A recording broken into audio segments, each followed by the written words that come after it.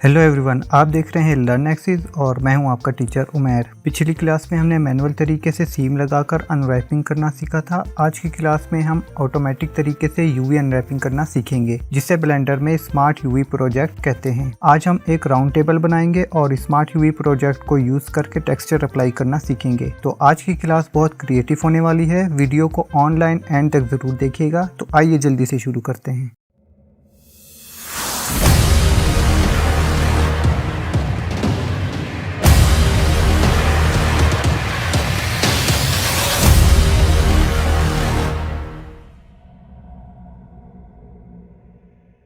सबसे पहले मैं इस डिफ़ॉल्ट क्यूब को डिलीट कर दूंगा एक्स की प्रेस करके और अपना इंटरफेस में यहाँ से डिवाइड कर दूंगा वर्टिकली। यहाँ एडिटर में जाके मैं यहाँ से लूँगा इमेज एडिटर, ये वाला, और यहाँ इमेज पे क्लिक करके ओपन करूँगा मैं अपनी रेफरेंस इमेज, जो कि मैंने रखी है डेस्कटॉप पे, ये वाली। और आज हम इस तरह की एक टेबल बनाना सीखेंगे।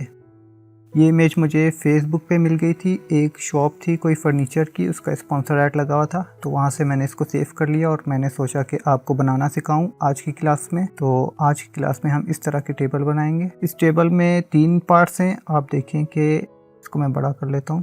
पहला पार्ट है ये सेंटर वाला, दूसरा है बॉटम वाला और तीसरा ये टॉप वाला। तो हम 3 ऑब्जेक्ट्स को लेके इस टेबल को कंप्लीट बना सकते हैं बहुत ईजिली, बहुत क्विकली।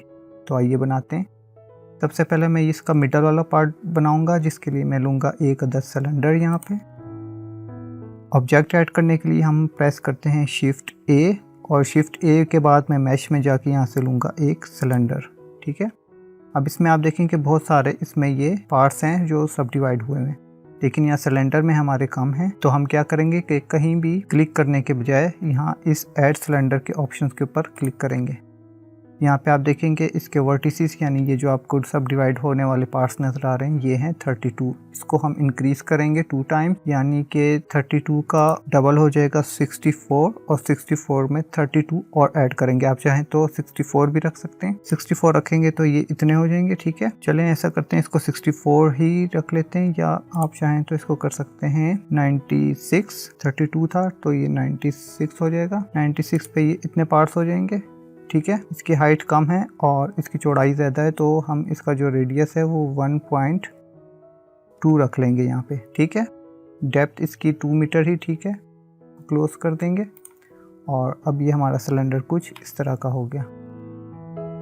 अब हम क्या करेंगे जनाब, सबसे पहले तो इसको रीनेम कर देते हैं। देखें, आप जो भी कोई काम कर रहे हो किसी भी सॉफ्टवेयर में, तो उसको बहुत ही ऑर्गेनाइज तरीके से करें। ये बात मैंने आपको फोटोशॉप सिखाते हुए भी बताई थी जब हम अपना डिजिटल स्केच पेंटिंग का कोर्स कर रहे थे। तो ऑर्गेनाइज तरीके से अगर आप काम करेंगे तो आपको बाद में भी एडिट करने में बहुत आसानी रहती है। तो इसको सिलेक्ट करके मैं यहाँ आउटलाइनर में आ जाऊँगा और सिलेंडर के ऊपर डबल क्लिक करके इसको रीनेम कर दूँगा मिडल। ठीक है, क्योंकि मिडल पार्ट है टेबल का। और अब हम इसके ऊपर अप्लाई करेंगे एक बेवल मॉडिफायर, जो कि हम अपनी पिछली क्लास में बहुत डिटेल में सीख चुके हैं जब हम ये बेसिक टूल्स सीख रहे थे। तो हम यहाँ आएंगे, मॉडिफायर प्रॉपर्टीज़ पे क्लिक करेंगे और ऐड मॉडिफायर पे आके यहाँ से बेवल अप्लाई करेंगे। और यहाँ आपको जो बहुत सारे मॉडिफायर्स नज़र आ रहे हैं, एक अलग से मैं सीरीज़ स्टार्ट करने वाला हूँ जिसमें आपको ये 1 बाय 1 तमाम मॉडिफायर्स सिखा दूँगा कि इनसे क्या होता है। फिलहाल हम ये बेवल मॉडिफायर अप्लाई करेंगे जो हम पहले सीख चुके हैं। और इसकी आप देखें कि ये गैप बहुत ज़्यादा है, इसको मैं यहाँ से कम कर दूँगा। अमाउंट को कम करना है, इसको मैं ले जाऊँगा तकरीबन 1 पे। और इसमें मज़ीद सेगमेंट्स ऐड करने के लिए मैं यहाँ सेगमेंट्स ऐड करूँगा 5। ठीक है, तो ये हो गया कुछ इस तरह का। इस पर अब मैं राइट क्लिक करूँगा और शेड स्मूथ कर दूँगा। अब ये मज़ीद बेहतर हो गई है। आप चाहें तो एक और काम कर सकते हैं, इस पर शेड ऑटो स्मूथ अप्लाई कर सकते हैं। अगर आपके पास न्यू वर्जन है तो आपके पास यहीं राइट क्लिक करके यहाँ पे शेड ऑटो स्मूथ का ऑप्शन आ रहा होगा, लेकिन अगर नहीं आ रहा तो आप यहाँ ऑब्जेक्ट डेटा प्रॉपर्टीज़ पर आ जाएं और यहाँ से आप आएँ नॉर्मल्स पे, और यहाँ पे ये ऑटो स्मूथ का ऑप्शन है, इसको चेक कर दें। ठीक है, वापस आ जाते हैं अपने ऑब्जेक्ट प्रॉपर्टीज़ में। और इसके बाद आपने क्या करना है जनाब, इस पे करना है स्केल अप्लाई। लेकिन उससे पहले एक काम और कर लेते हैं कि इसका जो ये टॉप वाला पार्ट है और ये बॉटम वाला, ये दोनों इसी में से कट कर लेते हैं ताकि हमें इसके स्केल में कोई प्रॉब्लम ना हो। तो उसके लिए हम क्या करेंगे कि सबसे पहले आ जाते हैं यहाँ मॉडिफायर में और यहाँ से अपना मॉडिफायर डिसेबल कर देते हैं। ठीक है, मॉडिफायर डिसेबल कर दें, अदरवाइज़ ये साइज़ वगैरह में थोड़ा सा मसला करेगा आगे चल के। तो मॉडिफायर डिसेबल करके मैं जा रहा हूँ एडिट मोड में टैब प्रेस करके, और यहाँ से हम लेंगे पहले अपना फेस सिलेक्शन मोड, और इसका मैं टॉप वाला जो पार्ट है फेस, इसको सिलेक्ट कर लूँगा। उसके बाद मैं इसको करूँगा डुप्लीकेट करने की कंट्रोल की मैंने आपको बताई थी, शिफ्ट डी प्रेस किया, आप ये देखें ये डुप्लीकेट हो गया। राइट क्लिक करूँगा ताकि ये वापस अपनी डिफ़ॉल्ट लोकेशन पर आ जाए। और अब मैं चाहता हूँ कि ये एक सेपरेट लेयर में चला जाए। अभी आप देखें यहाँ पे ये डुप्लीकेट तो हुआ है लेकिन ये इसी लेयर के अंदर है। तो इसको सेपरेट करने के लिए शॉर्टकट की है पी प्रेस करते ही यहाँ पे सेपरेट मेन्यू ऑन हो जाएगा। और यहाँ से हम क्लिक करेंगे सिलेक्शन पे क्लिक करते ही अब आप देखें अपने आउटलाइनर में मिडल के साथ एक और मिडल की कॉपी बन के आ गई है, मिडल 001। टैब प्रेस करके ऑब्जेक्ट मोड में आएंगे और इसको मैं रीनेम कर दूंगा टॉप। अब सेम इसी तरह हम मिडल वाले को सिलेक्ट करेंगे, एडिट मोड में जाएंगे और इसके बॉटम वाले पार्ट को सिलेक्ट करके शिफ्ट डी प्रेस करेंगे डुप्लीकेट करने के लिए। ठीक है, राइट क्लिक किया कैंसिल करने के लिए कमांड को, और सेपरेट करने के लिए पी प्रेस करेंगे और सिलेक्शन पे क्लिक कर देंगे। फिर हम आ जाएंगे वापस अपने ऑब्जेक्ट मोड में और इसको हम रीनेम कर देंगे बॉटम।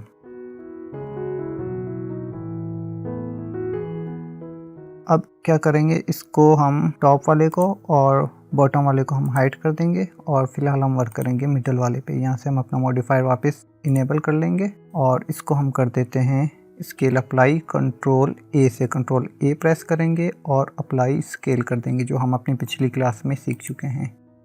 अब मैं इसको सिलेंडर को सिलेक्ट करूँगा और मैं जाऊँगा एडिट मोड में टैब प्रेस करके, और अब हम बनाएंगे इसका ये वाला पार्ट।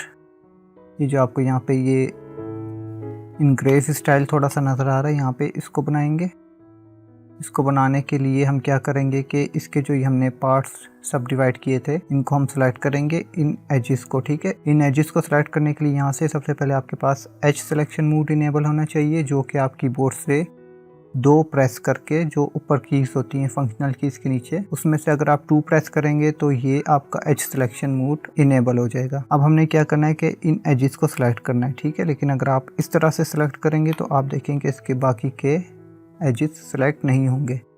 इनको सेलेक्ट करने के लिए मैंने आपको एक तरीका बताया था अपनी व्यू पोर्ट वाली क्लास में, अगर आपको याद हो, हम वो तरीका अप्लाई करेंगे। सबसे पहले हम चले जाएंगे 1 प्रेस करके अपने फ्रंट व्यू में। तो हम आ गए अपने फ्रंट व्यू में आने के बाद अब हम जाएंगे अपने वायर फ्रेम मोड में। वायर फ्रेम मोड में जाने के 2 तरीके हैं, या तो हम Z प्रेस करके यहाँ से वायर फ्रेम मोड सेलेक्ट कर सकते हैं, या फिर हम जा सकते हैं यहाँ ऊपर से वायर फ्रेम मोड में, लेकिन वो यहाँ आपको दिखाई नहीं दे रहा क्योंकि स्क्रीन हमने स्प्लिट की थी और वो छोटी हो गई है। तो आप यहाँ पर अपना कर्सर रखें कहीं पे भी स्टॉप मेन्यू पे, और माउस का जो व्हील है उसको स्क्रॉल करेंगे तो आप देखें कि ये अब मेन्यू स्क्रॉल होने लग गया। और यहाँ से आप सेलेक्ट कर सकते हैं अपना wire frame mode. Wire frame mode on होने के बाद आप इस तरह सिलेक्शन करके इसको सेलेक्ट करेंगे और वापस आ जाएंगे अपने सॉलिड व्यू में। और अब आप देखें कि आपके जितने भी एजेस थे इसके सब डिवाइड हुए हुए वो सब के सब सेलेक्ट हो चुके हैं। अब हम क्या करेंगे, इसके ऊपर अप्लाई करेंगे बेवल की शॉर्टकट की है कंट्रोल बी। मैं कंट्रोल बी प्रेस करूंगा और इस तरह से इसको थोड़ा सा माउस को पीछे की तरफ खींच के हल्का से खींच के मैं छोड़ दूंगा। और यहाँ बेवल पे आके इसके ऑप्शंस पे मैं यहाँ से सिलेक्ट करूँगा विड्थ इसकी 0.01 और इसको हम कर देंगे बंद। ठीक है, तकरीबन इतना बेवल हम अप्लाई करेंगे। इसको थोड़ा सा छोटा कर लेते हैं।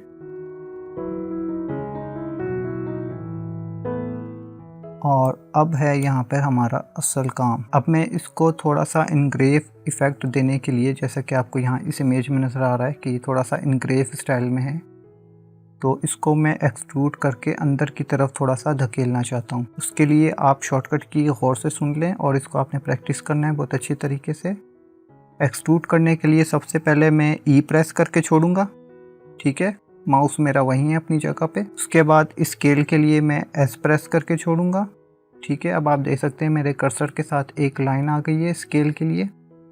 और अब मैं चाहता हूँ कि मैं स्केल तो करूँ इसको, लेकिन सिर्फ एक्स और वाई एक्सिस पे, जेड एक्सिस पे इसको स्केल नहीं करना चाहता मैं। ठीक है, तो मैं इस स्केल में से जेड एक्सिस को एक्सक्लूड करने के लिए शिफ्ट जेड प्रेस करके छोड़ दूंगा। ठीक है, शिफ्ट जेड। और अब अगर मैं अपना माउस ड्रैग करूँ तो आप देखें कि ये सिर्फ एक्स और वाई एक्सिस में इसको एक्सट्रूड कर रहा है, राइट। तो यहाँ से मुझे इसको जितना भी इनग्रेव करना है मैं उतना इसको अंदर की तरफ धकेल दूंगा इस तरह, और लेफ़्ट क्लिक करके कमांड को अप्लाई कर दूंगा। अब मैं जा रहा हूँ वापस अपने ऑब्जेक्ट मोड में।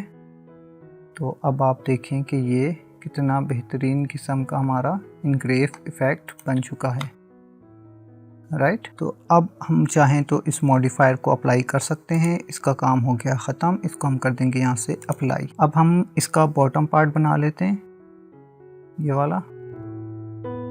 अब हम इसका ये बॉटम पार्ट बना लेंगे।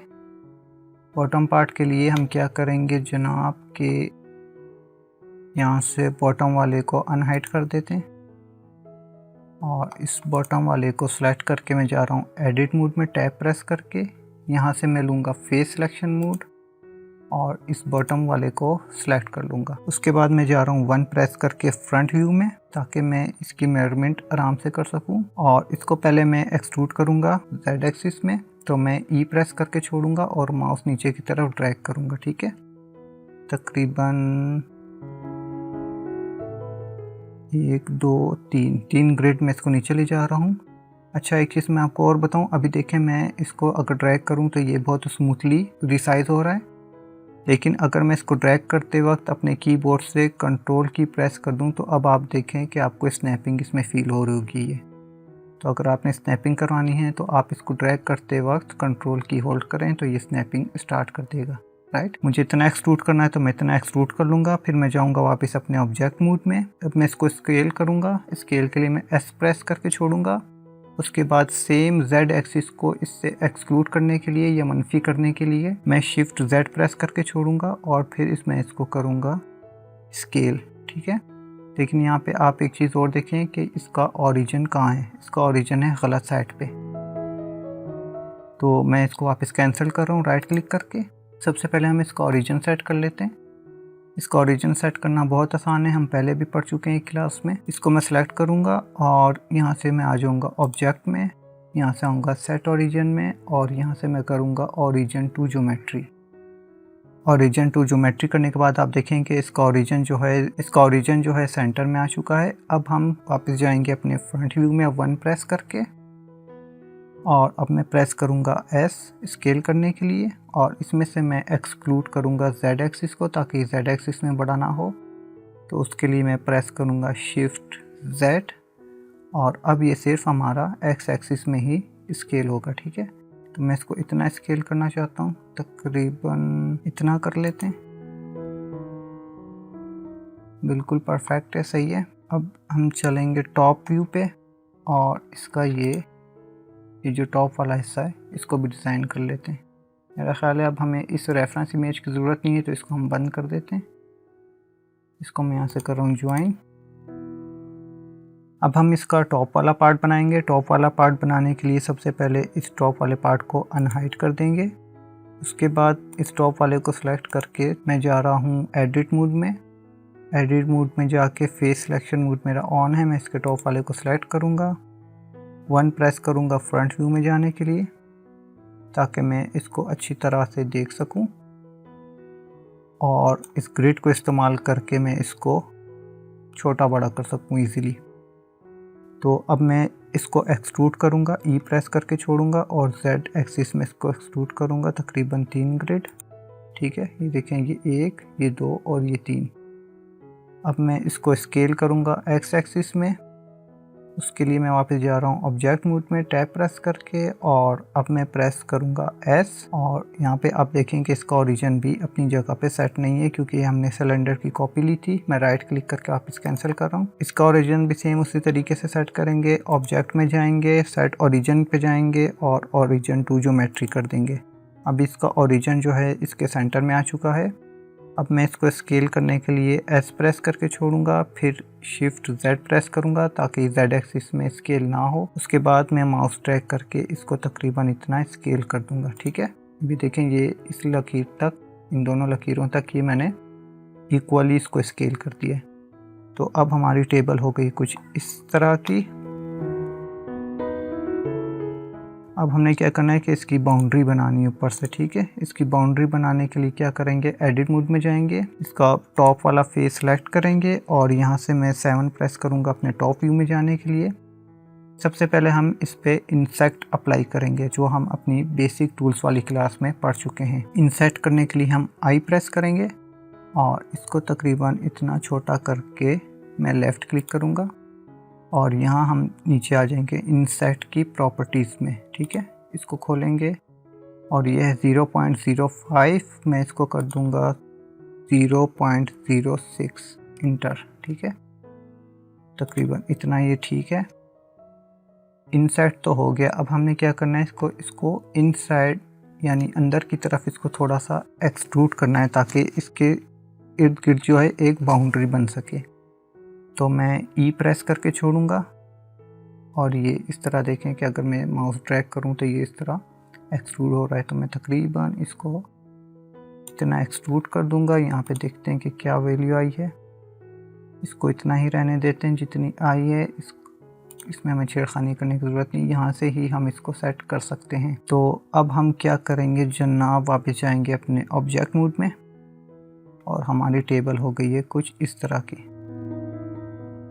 ठीक है, टेबल हमारी हो गई है तकरीबन रेडी। अब हम क्या करेंगे कि इस पे स्केल अप्लाई कर देंगे। इसको सेलेक्ट करेंगे, कंट्रोल ए प्रेस करेंगे, अप्लाई मेन्यू ऑन हो गया। अब हम यहाँ पे क्लिक करेंगे स्केल पे, सेम इसी तरह इसको सेलेक्ट करेंगे, कंट्रोल ए प्रेस करेंगे और स्केल पे क्लिक कर देंगे।